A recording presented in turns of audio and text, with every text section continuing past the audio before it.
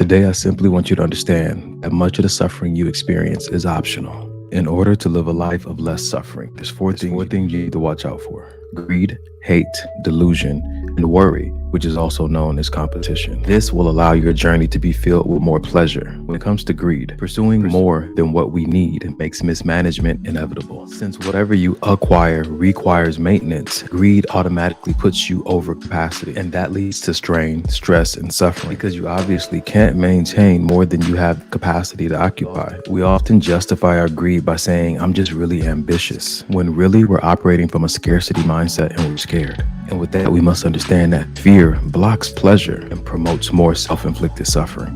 So instead, lean into the pleasure of obtaining enough. When it comes to hate, hate is actually a destination that's only reached when all hope is abandoned. When it comes to life and people and activities, hold space for people and activities to be different from what you've experienced or expected or concluded that they could be. Avoid the urge to judge and come to premature conclusions. Instead, hold space by leaning into curiosity. Lean into the curiosity of the more that they could be. Now, of course, your experiences are unique to you and you can hate whatever you want.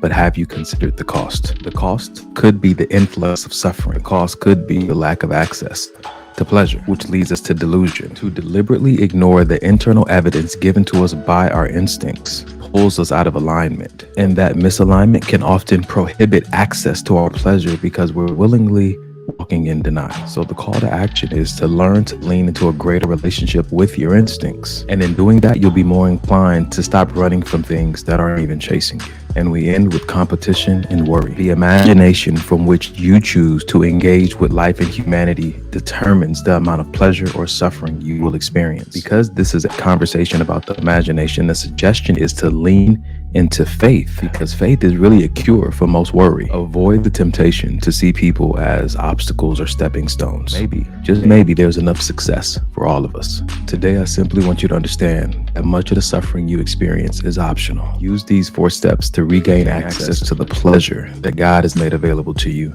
in this lifetime. Suffering is limited to the amount of energy you invest in worry and the amount of time you invest in competition.